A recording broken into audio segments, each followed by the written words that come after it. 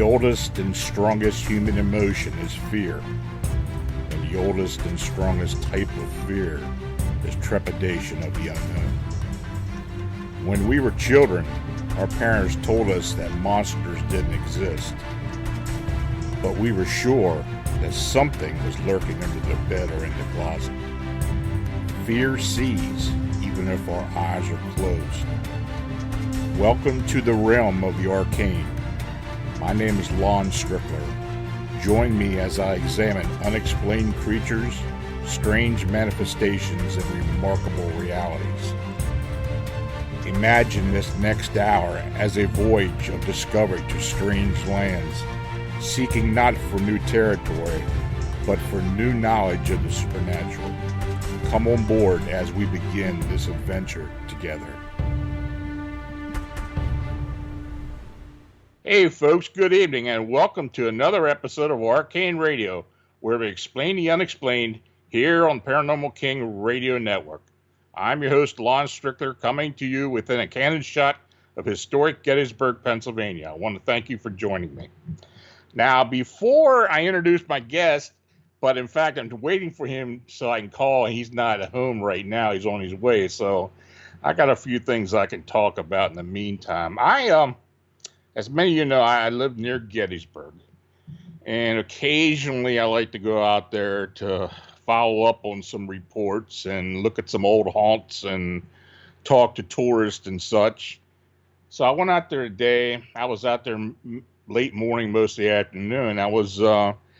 And surprisingly, there were a lot of people out there. Well, I guess I'm not surprised. You know, it's busy this time of year. Of course, the weather's starting to break. And of course, people are off, so a lot of them are taking off and going places. So anyway, I was trying to just check up on this recent sighting of the one or two entities that were seen manifesting near two cannons at the Gettysburg battlefield. So I went to talk to a few people that I knew could give me some information as to where it was going on. I had an idea where it was. And what happened was it's exactly the same place where I thought it was, where it was. I mean, this was, let's put it this way. If you ever want to go, if you do go to Gettysburg, if you're in the square and you're traveling west on Route 30 or Chambersburg Pike, if you take a right on Reynolds Road or Reynolds Avenue, take a left on Reynolds Avenue and drive about 2 miles, you will come upon an area on McPherson's Ridge where there are some cannons set up. And the first two cannons that you see, this is supposed to represent the part of A.P. Hill's army who had been there on the first day fighting. Well, those two cannons are well known for spirit activity. And in fact, there were entities seen at that location and actually videotaped years ago. I have actually seen it. And I believe it is a Confederate battery soldier from A.P. Hill's army who is hanging around, basically. I don't know if it's an intelligent spirit. I doubt it. I think it's probably a repetitive or a residual spirit. But yeah, I mean, occasionally people will see it. And this person was lucky enough to see it that night, and that's what that video is. So once again, it's on Reynolds Avenue, south of Route 30. Also, if you go a little further north onto what's the name of that road? It's over by Willoughby's Run. But anyway, it's right there by Tavern. You take a left on the Tavern, and you go a couple miles back into the old encampment area where the Confederates were for the second day. And there's activity back there as well. And you can actually get back there when the park's closed, because it's Hers Ridge Road. That's what it is. Uh, that area back there is not closed up at nighttime as the rest of the battlefield. So let's see. Okay, well, while I'm going to give my guest a call here and see if I can get him to come on.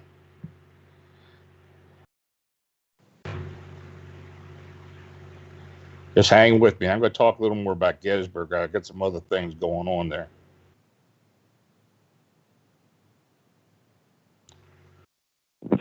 What's up, Lon?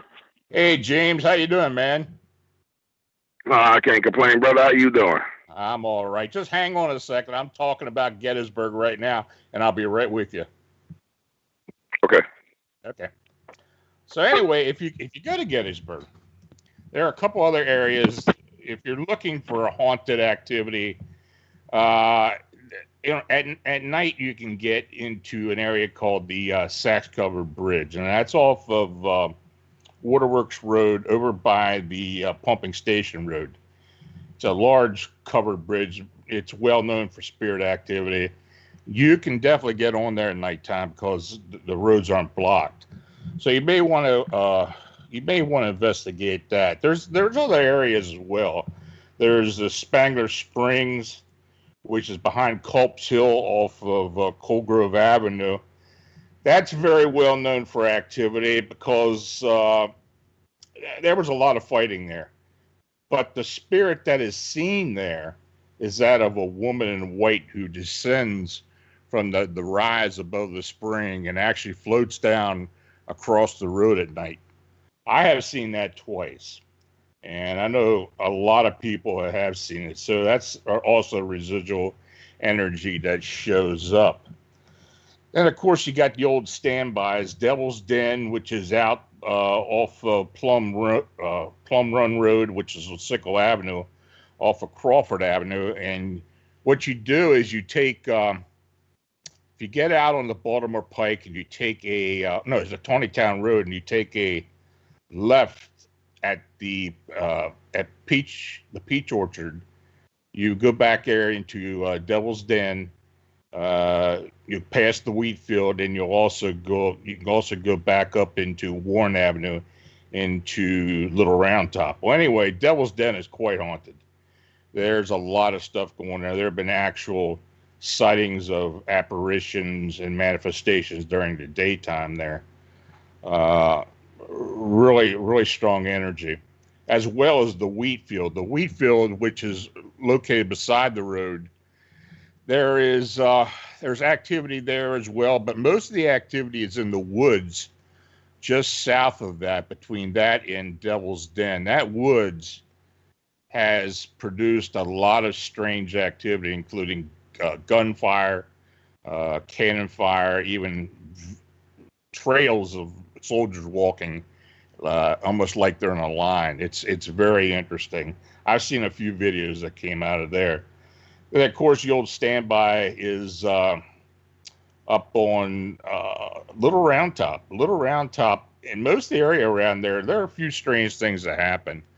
I have felt a lot of spirit energy around the whole area, even back with the end of the fish hook and down into the even to the face of the battle line. It's unfortunately, you can't get back there at night because it's all closed up. And I saw a lot of this when it was still able to get on the battlefield.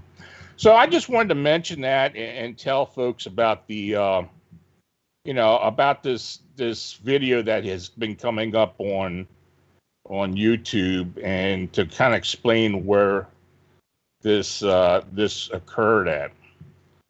So tonight, I welcome YouTube online paranormal personality Dark Waters to Arcane Radio.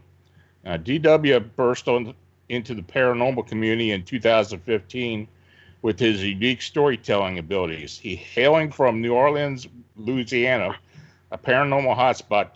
Dark Waters' down-home Southern vernacular, combined with his smooth voice and outgoing personality, quickly made him a household name. Dark Waters' unique, high-quality audio content mentally takes you to the scene of the paranormal encounter and safely allows you to relive every breathtaking moment. Dark Waters maintains a massive library of true encounters by making himself publicly available, and his website can be found at imdarkwaters.com. So, James, thanks for coming on, man. How you been, brother? Everything been all right with you? I'm hanging in there. It's been a lot going on, but I'm keeping busy. How are you? I'm fantastic. Sorry, I was a few minutes late. I had to grab me a cigar. I can't do an interview without a cigar, man. It's like the worst experience ever for me. That's where I was. I can't do it. Yeah, I know. That kind of fits with you. I know that. So yeah, that's my thing. I've been getting a lot of reports out of Louisiana lately. I had some really strange reports coming out of Beauregard Parish, which is north of you, up there near the Arkansas line, and it sees upright canines again. I don't know what it is, but those reports I got were pretty harrowing. And in fact, in one of them, the woman saw two of these things out across her pasture. So, what kind of stuff are you running into? I'm getting everything right now. I've been telling people it's almost as if something has been unleashed around this nation because I'm getting demonic stuff. I'm getting dog man, Bigfoot. I got an alligator man just recently. A gigantic serpent in the Gulf of Mexico with some shrimpers. I'm getting all kinds of stuff. I'll tell you the most impressive thing that happened lately, and I'm not sure if you're familiar with this, but did you get an opportunity to see the video out of Fort Pierce, Florida, where the dog man actually ran across the camera? You can see his legs and everything. No, I didn't. I actually did not see that. So there's a guy named Blue. He ended up like going live on his Facebook page and kind of talking to people about him seeing things out of his back window. And he's live on Facebook telling people, man, I think I'm tripping. I'm seeing things, and I want y'all to see what I'm talking about. This dude turns his camera around, opens his back door, and literally a freaking dog man runs across the screen. I mean, you can go to my YouTube page and type in Fort Pierce dog man video. You'll see it. It's within the first, it's like at 1 minute and 20 seconds. And it's literally a dog man run across the screen. You see the backwards legs, you see the head, you see everything.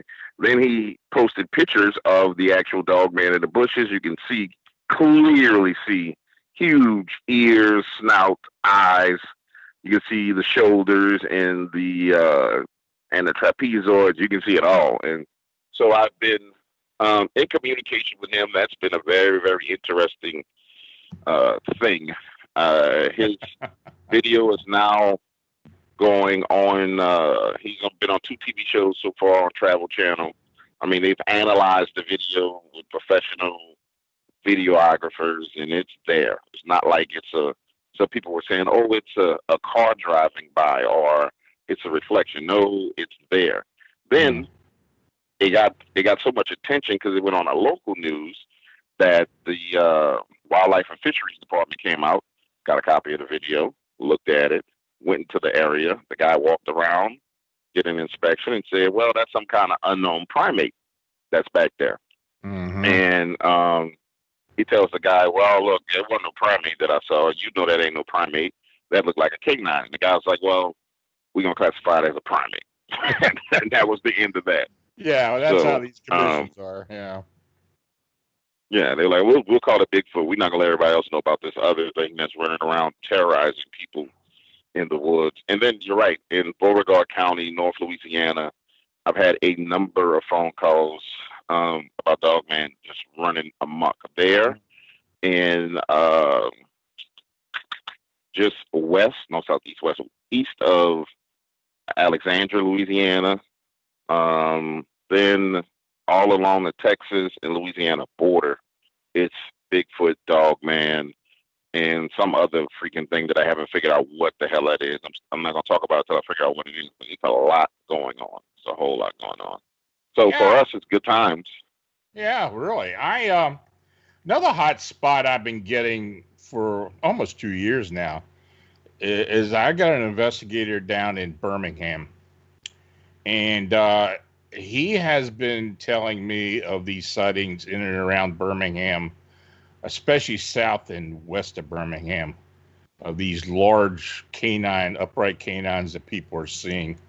Um, I don't know if you've gotten anything from there, but it does seem that there's something on there, because I had a truck driver who was driving north into Birmingham, saw something on the side of the road that he had no idea what it was, but described it to me, and it sounded very much like an upright canine. So, it does seem to be a lot of it coming around.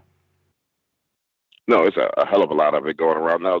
In that area of Alabama, that area, the southwest of Birmingham, has always been known as like Bigfoot territory. If I'm not mistaken, the Bigfoot capital of the United States is within like 100 miles of that area. So that's normally been known to be a Bigfoot area. And I've talked to families like that have been in there on their land for generations, and all they would tell me is Bigfoot stories. What I can do is call back and talk to some people and see if they've been hearing about, dog man and canine stories. That would be a great thing for me to do. I'm glad you told me about that. I'll try to dig into it a little bit more.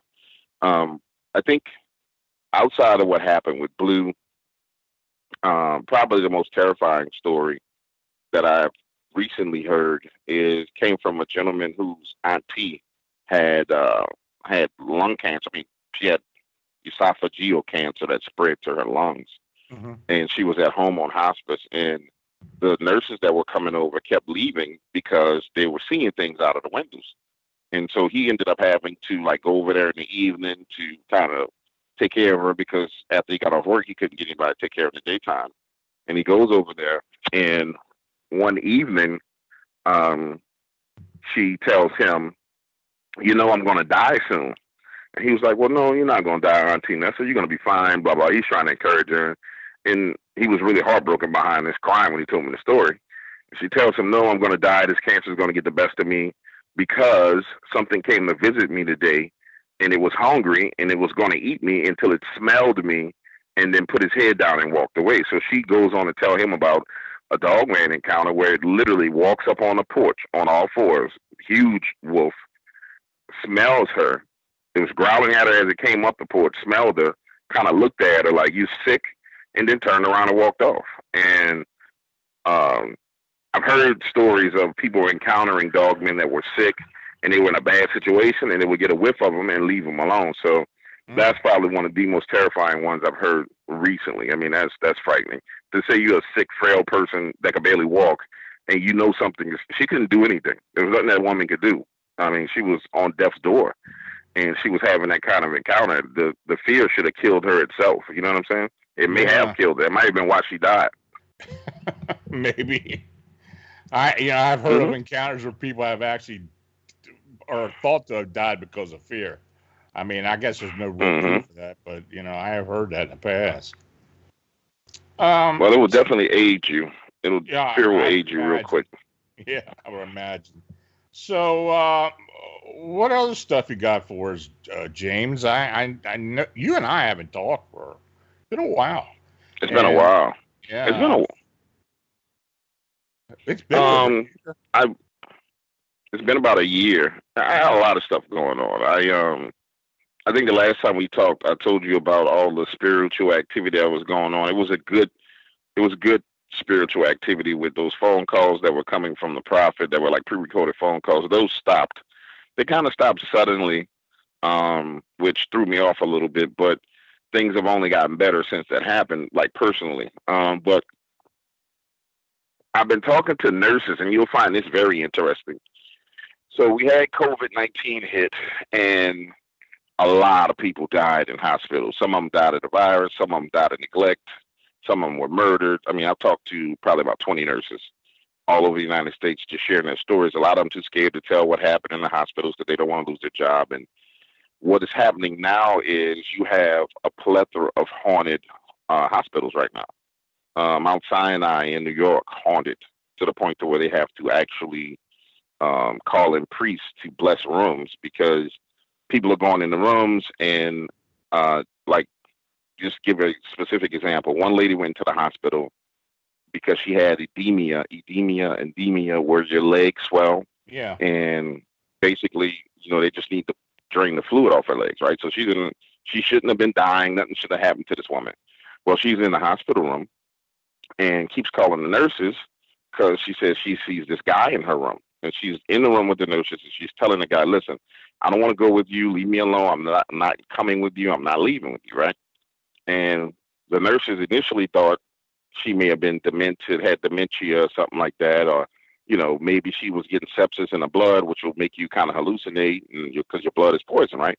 Well, they check her out. None of that's going on. Later that night, she calls the nurses panicking, and now she's talking about two people in the room, one male and one female.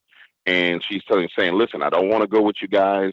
I'm not going to leave. I'm staying here. Leave me alone. Well, imagine the lady's laying in the bed and her eyes are focused on a corner of the room while her eyes start drifting over towards the nurses. And as her eyes get on one of the nurses that's standing like at the foot of the bed, that lady feels like a stabbing pain in her neck. And she says, leave her alone. She didn't do you anything. Leave her alone. So the two nurses are like, what the hell is going on? And they're panicking like, we need to get the hell out of this room. Well, by the next morning, that woman was dead. And the nurses that did the AM shift, the overnight shift, kept on hearing her say, well, look, let me just get my hair together and put my shoes on, and I'm going to go with you guys. But I'm not leaving without my hair being done and putting my shoes on. And then that lady died. That particular room has had 9 people die since the coronavirus hit. There's just 9 people died in that room, and it's crazy. The nurses are seeing shadows all over the United States. Doctors, there are several doctors that I've spoken to. There's one doctor down here that stopped working at Truro Hospital, and I think this is kind of repercussions for something that he did. He won't tell me exactly what he did, but he said that he had to leave the hospital because the shadow man was following him home, and he would see it at work, and then it would follow him to his house. Now, I had talked to another nurse inside of the hospital, and she said that during the height of the coronavirus, he was the only doctor that refused to go into the rooms and tend to people. So what was happening is you had nurses going in and out of the rooms, right? They got their full PPE gear on. They're tending to the patients. People in there convulsing, dying, vomiting, throwing up, all kind of crazy stuff. Well, this particular doctor would only look at their vital signs on the monitor, and they would tell him, come look at this patient. He refused to go into the room. And I believe what happened is that some of those spirits, that those people that died, are angry with him because he didn't tend to them. And so he picked up some kind of attachment, and it's been following him around. After talking to other nurses, that's what I surmised. And there's a number of stories like that all over the United States. I mean, this coronavirus thing, as far as hospitals are concerned, it's going to be a problem on a spiritual level for a really, really, really long time. It's going to be for a long time, because there's been people saying, oh, they're healthcare heroes, they're this, but I'm not hearing a lot of heroic stuff out of some of those hospitals. I am hearing some heroic stories where people worked, 15 days straight, 15 hours, working till they almost passed out trying to take care of people. Then I'm hearing other stories of doctors who put people on ventilators that didn't need to be on ventilators, all kinds of crazy stuff. Like, what do you call those? The guys that are not fully a doctor, but they work in the hospital, but you haven't completely, like, you're a student. What are they called? I don't know. The guys who haven't got their full doctorate degree, but they're working in the hospital to get their degree. Those guys making mistakes and people dying, giving them too much medicine. It's like nurse practitioners. Yeah, it's a lot of stuff like that. Then here in New Orleans, we've had a lot of hurricanes. So, and if you notice, they come to New Orleans and they turn right and they turn left, but they haven't hit New Orleans. And I'm very, very good friends with a lot of the hoodoo and voodoo practitioners down here. Some of the world famous hoodoo and voodoo practitioners are my friends. And I was just talking to a couple of them, and I was like, man, these hurricanes keep turning. What are y'all doing? And they were like, well, it's a combination of, people praying, like Christians praying, and us doing our stuff that's protecting the city. Well, one of them in particular does all of his rituals at Bayou St. John, which is this bayou right by City Park. And we were talking, and he was like, man, 9 alligators came up dead in Bayou St. John, and they just floated to the top of the water. I was like, well, what's the significance of that? He was like, well, those are the sacrifices for keeping the city safe. He's like, you need a blood sacrifice, and I'm not about to sacrifice a human being, but those alligators are the sacrifice. And I was like, whoa. So I called another voodoo practitioner. I'm like, hey, is this true? This is this how this works? And she's like, yeah, that's how it works. And I was like, holy crap. So they're doing everything they can to protect this city. Wow. And I guess I appreciate it, because I mean, we definitely would flood if we got a hurricane. I talked to, speaking of Katrina and hurricanes and such, I talked to a woman who's has medical certification, but what she was doing after Katrina was actually going out into the neighborhoods, and she was with other people, they were looking for bodies, basically. And what they would do, they would spray paint the door or the outside so they knew where to pick the body right up. And she was telling me, now I don't know how true this is, you probably heard something about this, but she said she knows from people she had talked to later and stuff that almost every hoodoo or voodoo practitioner in the surrounding outside into the neighborhoods was killed or died during Katrina. And she said she was shocked by it, because how many, she'd go into a house and see all the paraphernalia and everything and all kinds of stuff on the walls and all this crazy stuff. And, and she said you could tell it was definitely somebody that was practicing. But when she talked to other people that had lived there later on, they were kind of surprised at all these practitioners who were actually dying, had actually died during the flooding. I don't know if there's any significance to that, but that just seemed weird to me. Well, I don't have any way of verifying that. I know a lot of people died, and what I can say, it rings of truth, because there are a lot of hoodoo practitioners, particularly hoodoo practitioners down here. And we're not talking about like the upper echelon of hoodoo and voodoo. We're talking about like just the person who goes to the store, they buy candles, they buy reversal incense, and cash money candles and those things. There's a lot of that here. I mean, there's a whole lot of that here. I tell people all the time that like New Orleans is the place where it's like Hogwarts when it comes to magic, because everybody's dabbling in it, and mainly is because people want to get power, and they want to find a way to bring power into their lives. Most people don't understand what they're doing, so they dabble with it, and they end up hurting themselves, or they hurt someone else. So I can believe that happened. I don't have any way of verifying it, because there were very few people who were actually able to go from door to door. So it probably did happen. Honestly, it probably did, because you have that many people who practice it down here. It's a lot of people who practice that magic here. So it probably did happen. I had no idea the numbers, but the way she was describing it to me, she was just surprised by it. So I don't know. But it's interesting with this COVID and all the people that have been passing away. There are going to be a lot of stories coming out, especially like you said, these hospitals and nursing homes and such. There are going to be a lot of strange stories coming out eventually. Oh, they're coming out now. I mean, they're coming out now, and it's terrifying. Like most people don't know that a person who was tested for COVID, if when they give you a COVID test, they make $3,900. You test positive for COVID, the facility get paid $4,900. If you go in a hospital as a COVID patient, the hospital gets $20,000 or $30,000. And if you die as a COVID patient in the hospital, that hospital gets something like $43,000 to $50,000. So there's an incentive for people to die in the hospital, and that is what happened to a lot of people, a whole lot of people, and it's unfortunate. And when there's money involved and people are allowed to die, or some people in some cases are murdered, then that creates a vengeful spirit, and I think that's what we're going to see a lot of. The good thing is, a lot of the nurses that I've spoken to, they completely understand, spiritual warfare and how to protect themselves, and that they definitely need to pray before they go to work. You normally, as a nurse, they normally encounter crazy stuff.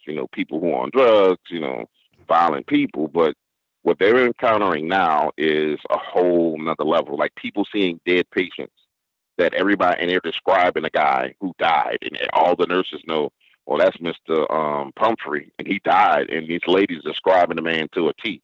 And then another patient saying, "There's this guy keep coming into my room with a gown on, and a little short black guy is kind of stocky," and multiple patients seeing this guy. And we talking about female patients on the female wing, whereas only females in those rooms, because they don't allow male and female in the same room.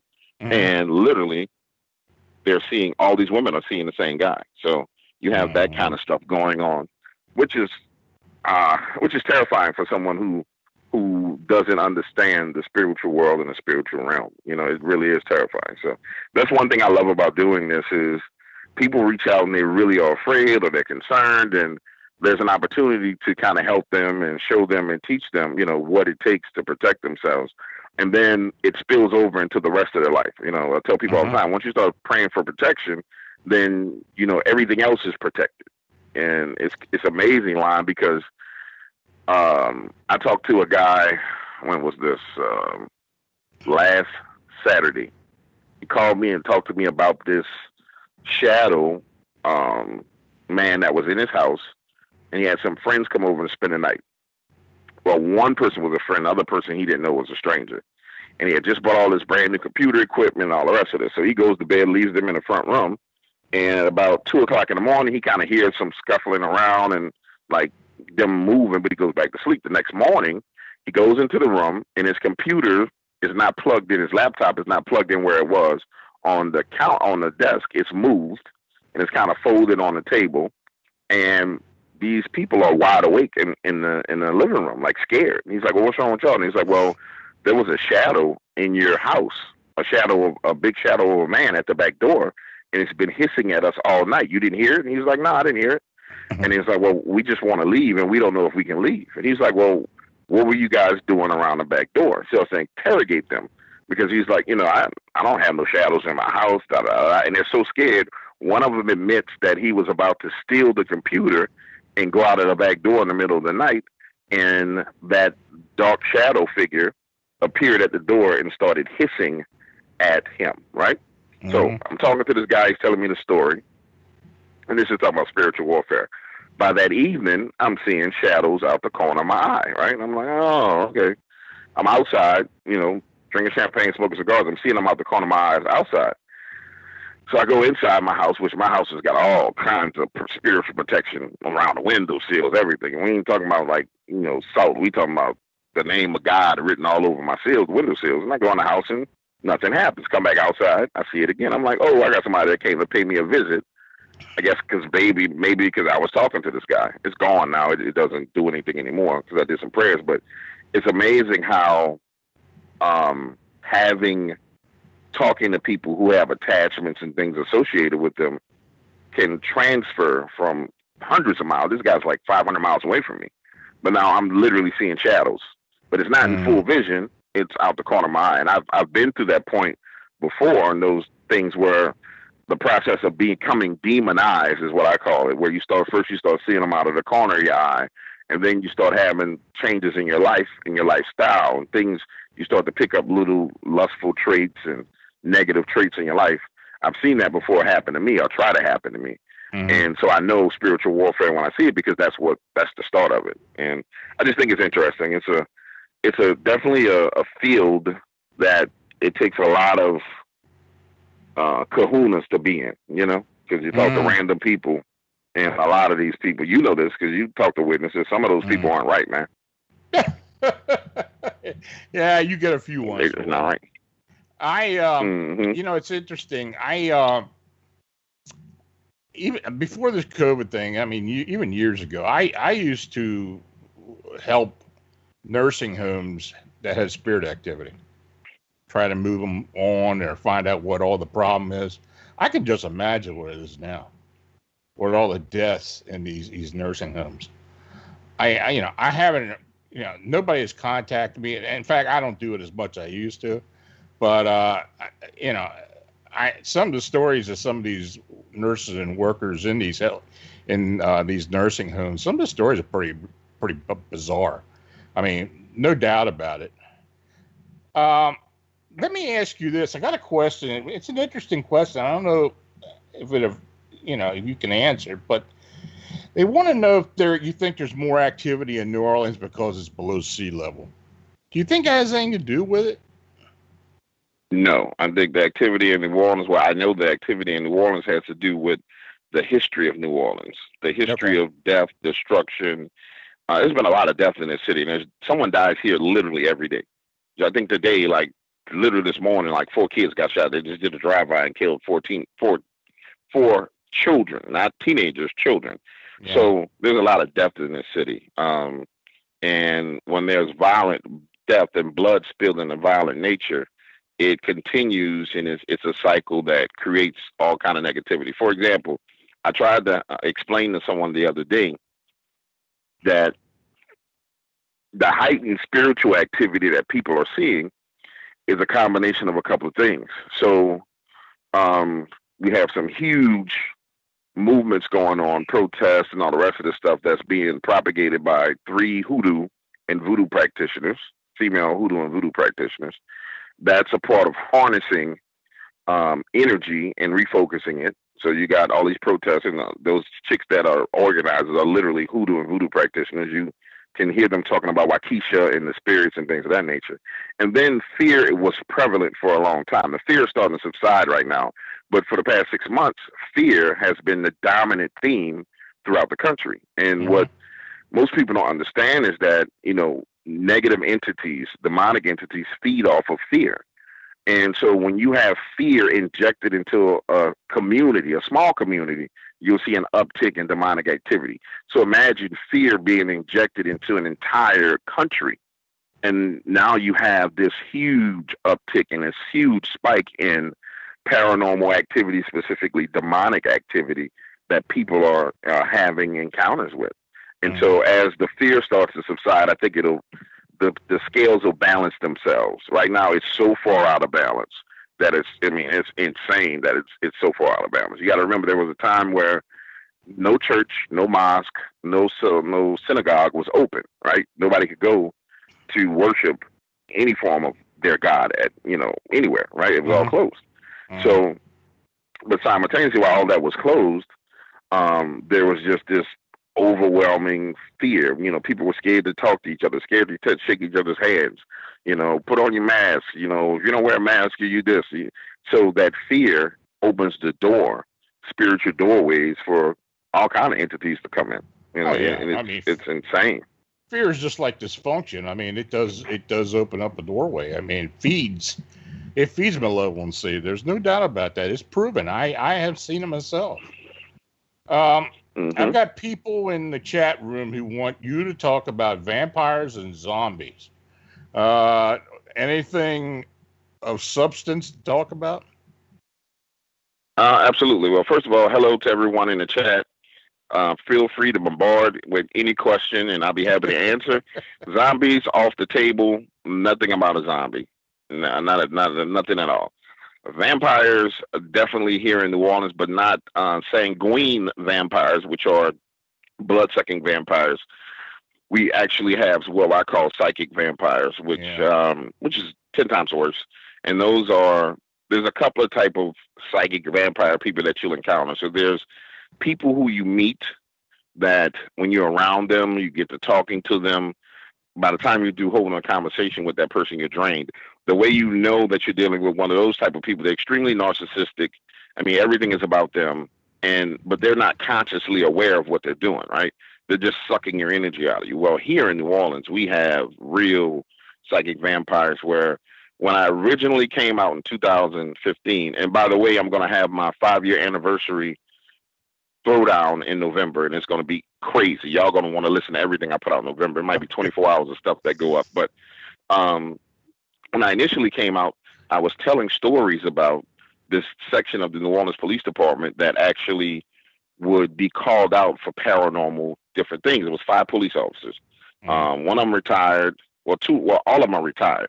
Now they're all retired, but one of them retired first, and 2 of them died. So there's 3 of them still around. And one of the things that they shared with me was their encounters with psychic vampires and how within our Mardi Gras, I might as well just tell a whole story. I mean, at this point in time, there's no need to be afraid. If they do what they do, they do what they do. So we have a crew down here called Comus, a Mardi Gras crew called Comus. And it's one of the oldest Mardi Gras crews there is. It goes back to like freaking like 200-300 years. It's ridiculous how old it is. A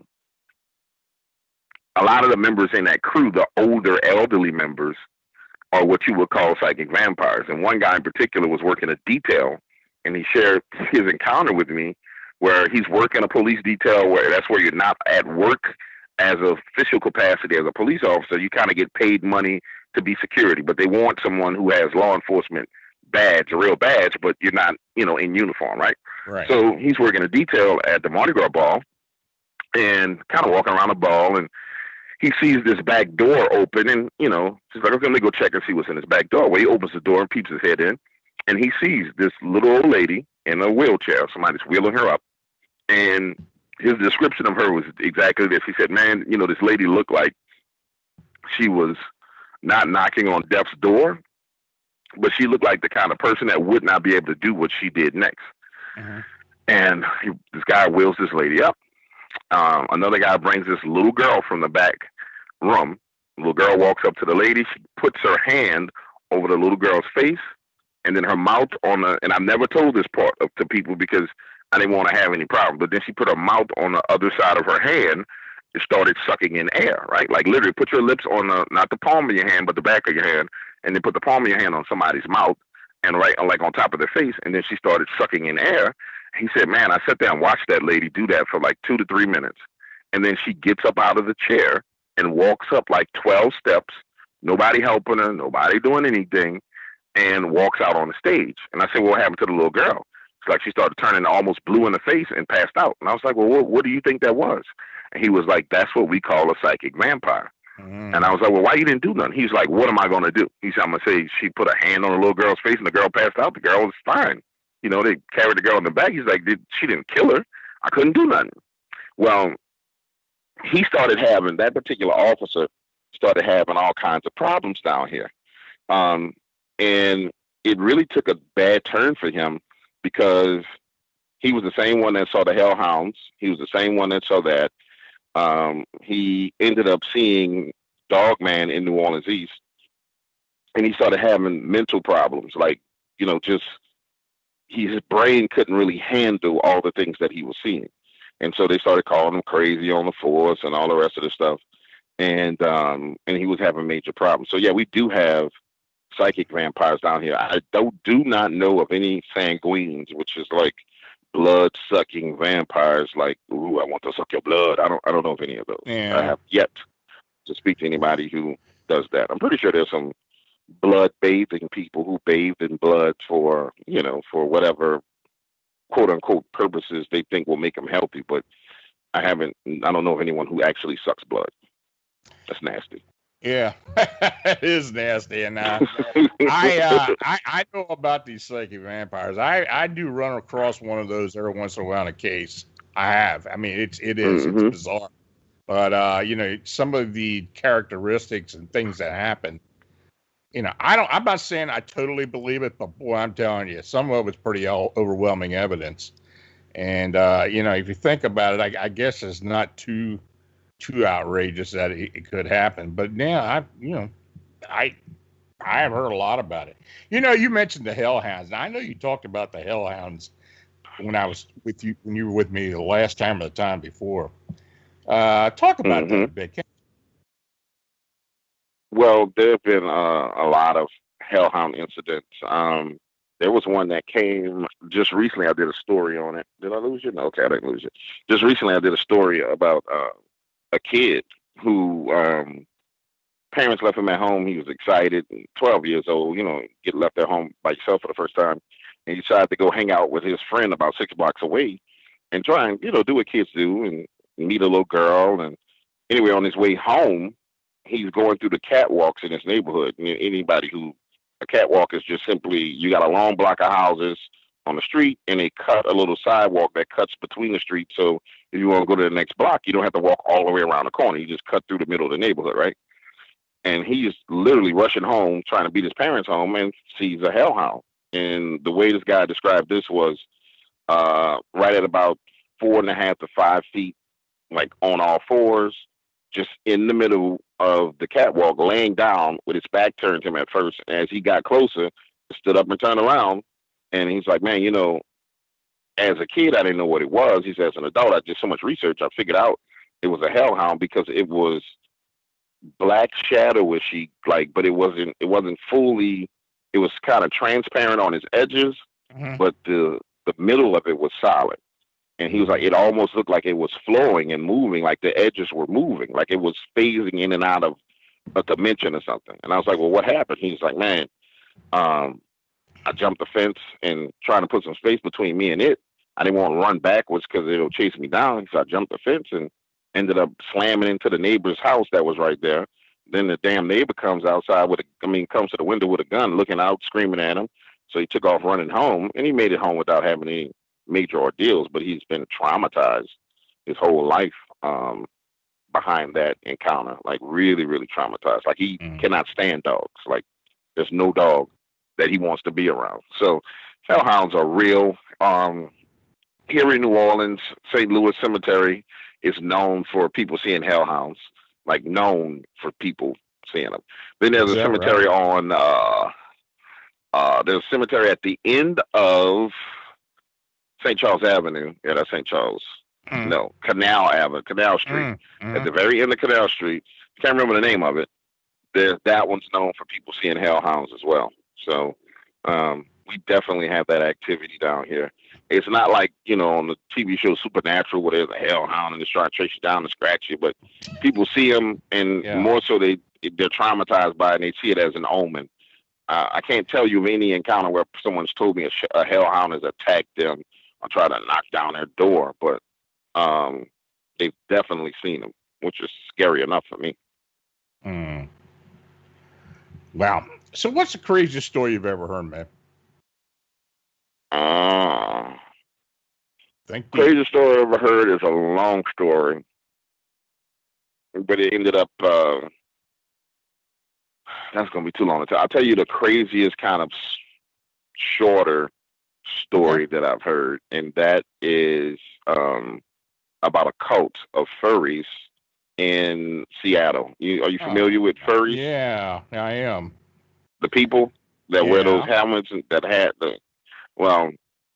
I have a friend of mine that lives a very, very crazy lifestyle here in New Orleans. Like this dude is wild, man. Like he does, you name it, he does it. And he ended up befriending some people out of Seattle, but he didn't know they were into the whole furry thing. And they came in town and all having drinks, and they ended up talking to him about their furry experience. And this guy, I've told all his stories. He's had crazy stuff. But anyway, his friend gets invited to this warehouse in Seattle, like a 4-story warehouse that looks like it's dilapidated, and ends up going inside, and it's modern, it's renovated, it's literally a 4-story party with these furry people. And I had never heard of these people at all, man. Like, I mean, I've seen like images of them, but I didn't know what it was. I was like, oh, that's like somebody with a wolf costume. I didn't know it was like a culture. And anyway, make a long story short, he offends the wrong young lady that's in that cult, and they literally harass him over like a 3-week period where police in Seattle that are furries were pulling him over, writing them tickets. His boss's boss was a furry in Seattle. They came to his house and tried to break in his garage, all kinds of stuff, which ended up leading to him having a fight back at that 4-story building with them to get them to leave him alone. That's probably the craziest like story that I've ever heard. Wow. It's just a cult story. And that's the craziest thing I've ever heard because, a lot of the paranormal stuff like, Dogman, Bigfoot, that's not crazy to me anymore because we know that there's upright walking canines. We know for a fact that there's freaking Bigfoot running around doing crazy stuff. But just to think that human beings would decide that they're going to live a lifestyle thinking they're a dog and literally believe, I mean, it's pure mental illness, but they're a dog, really? And I mean, a whole culture of it. That's probably the craziest thing I've heard recently. It's some of the most bizarre stuff I've heard. And I have read into this, and I don't get it. I don't know. I just don't know what the whole deal is. I mean, It's actually when I had talked to my wife about it at one point, she said she said I could understand how people would want to do that for companionship. But I thought, oh God, no, I don't even want to talk about that. Yeah, I Weird. don't. It's too easy to get companionship. I don't need to put on a whole dog outfit to find a companion. I'm sorry. It's very easy to find friends if you're just willing to open your mouth. You know what I'm saying? Yeah, That's just yeah. that's insane. That's a whole next level insane. So, Another. demonic cases are something that you believe is demonic. Do you actually do any investigations, or you try to stay away from all that? Oh no, I try my best to stay away from demonic stuff. I'm not going to a location where something demonic has happened, especially in the South, and particularly here in New Orleans. No, Uh, like I've told you before, I think I've shared this with you. So my kind of mentor, I don't practice hoodoo, I don't practice voodoo, but I need to understand it. My mentor owned a shop here in New Orleans. It's a botanical shop. It's on Broad Street, right? And I befriended this guy because I wanted to have a true knowledge of what hoodoo voodoo was. So, for a long time period, I would go in there at 9 o'clock in the morning when nobody was in the store, sit down with him, and we would talk about everything that he was selling, whether it be Florida water or whether it was the candles that people were buying or the yeah. skull candles. And I was like, and I would say, hey man, why do people buy this? What is it? What does it do?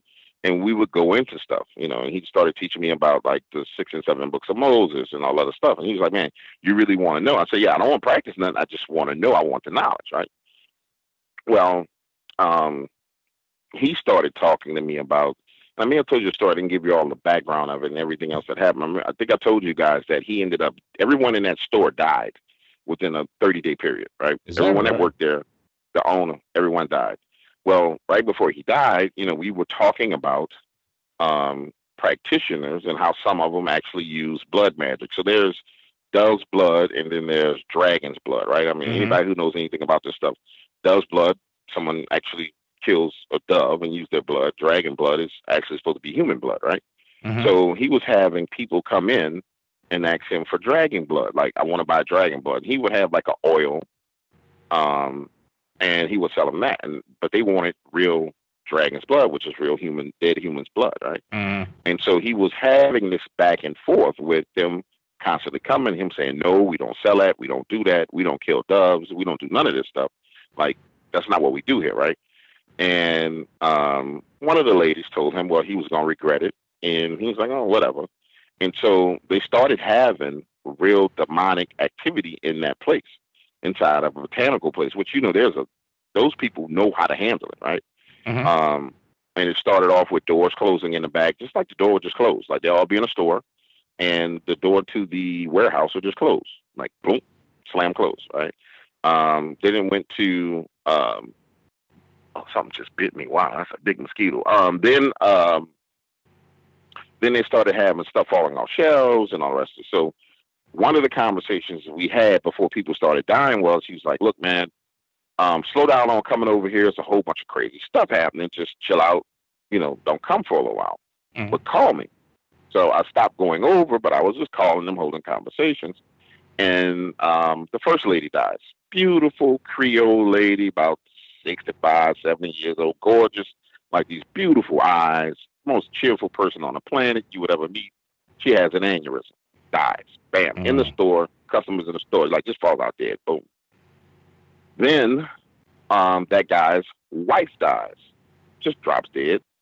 Then his father-in-law, who pretty much owned the shop, dies, has cancer. He was fighting, he was beating it. Overnight, the cancer accelerates over 2-3 days, and he dies, right? So now me and him are talking, and he's really, really, like, just thrown off by the whole situation. And he says, James, come by the shop, and I want to give you some books, and I want to give you some things, and I just want to say bye to you. And I'm like, I'm cursing, like, what the F you mean bye, man? I just want to say bye to you. He said, man, I'm seeing things, I'm hearing things, I'm hearing hissing, I'm seeing shadows. And he was like, whoever did this to us is the real deal, and I don't think I can beat it, and I don't know how much longer I'm going to be here. I'm pretty sure I haven't told this because I'm getting emotional and I'm like, all right. So I go over there, Lon, and he gives me like 20 books. Like he gives me hoodoo cash books. He gives me a Goetia that's like is wrapped in a protective like covering and it's blessed. And he's like, don't open this unless something goes wrong and someone sends a demon at you and you know how to defeat it and like all kinds of stuff, right? And I knew when I was leaving there that I probably wasn't going to see that guy again because you could feel the energy in there that something bad was going to happen. And we didn't talk for about 3-4 days. And then I saw an article in the newspaper where he died. And it was just in the newspaper. And I was like, Jesus Christ. Yeah.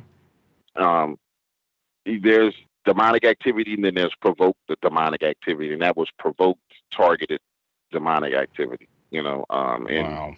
that's something that people really, really, really, really need to be aware of. But it takes a very powerful practitioner who really doesn't mind using blood magic to do something like that, Yeah. Now, the interesting thing about his situation was, and most people don't know this about hoodoo practitioners, they were specifically hoodoo practitioners. Most hoodoo practitioners go to church, like they church-going people. Like in the black community, and especially before the 60s and the 50s and the 40s, I mean, that was they would go to church on Sunday and practice hoodoo on Monday, And what was interesting was when you go into that shop, there was a statue of everybody in there except for Jesus Christ. And I asked them about that. I said, man, y'all got everybody else. St. Michael, St. Joseph, this. I said, where's Jesus? And where's the crucifixes? And it's like, well, we don't sell that. And I'm like, well, why? And that's the one question he never answered. Is that right? And I still haven't got to the bottom of that. Yeah, I don't know why it's not there. I know of, witches and people who practice magic that will tell you, hey, when something comes around I can't handle, I call on Jesus and it goes away. And I was like, well, do you believe in Jesus? No, but that don't mean that he don't work. Be like, okay, all right, well, I guess that's how you use it. Wow. Hey, James, I just, before we go, I just want to congratulate you on 5 years. You and I know each other a while now, and I know you come a long way with this, so congratulations. I hope things continue on for you. Oh, absolutely. And you and I need to hold a conversation. I have something I need you to be involved in. Okay. But yeah, 5 years is good. And just so the audience knows, like, people don't understand, like, I really appreciate you because when I first got started, if you remember, when I was first trying to interview with you, you got all these emails. People saying, well, he's a fraud, he's a fake, he's a liar. And you called me, you said, man, I'm getting all these emails, man. I'm like, yeah, I said, that's the haters. You're just like, yeah, they hate, man. All right, let's do it. But I never forgot that, man. And that's why anytime you call, I'm here for you because I really appreciate it. Because unfortunately in this community, there's so much strife and division that if people actually came together, we could have our own huge paracons. If we can have a lot where everyone would really make a significant amount of money, but also garnish a lot of attention. But it's impossible because of the way the community functions. It's terrible. Yeah, well, you're preaching to the choir, man, because I know exactly what you're talking about. You're definitely right about that. Some things in the works. Yeah, well, that's cool. There's some things. Well, I tell you what, I will call you, and you and I can talk, and we'll see what's going on. So, James, thanks again for coming on the show, and we'll be talking soon, man. Okay, awesome. Good talking to you. You take care. All right, good night. Now, if you have an unexplained encounter or sighting, feel free to contact me through the Phantoms and Monsters blog site. If you're interested in supporting Phantoms and Monsters and Arcane Radio, you can use the PayPal donation buttons on the blog and newsletter. Our new YouTube channel, Beyond Explanation, has new content being added daily, including Arcane Radio archive shows. Check it out and subscribe. I want to again thank Dark Waters for joining me this evening, and I want to thank you for listening to the show. Stay healthy, have a safe and enjoyable weekend. Good night.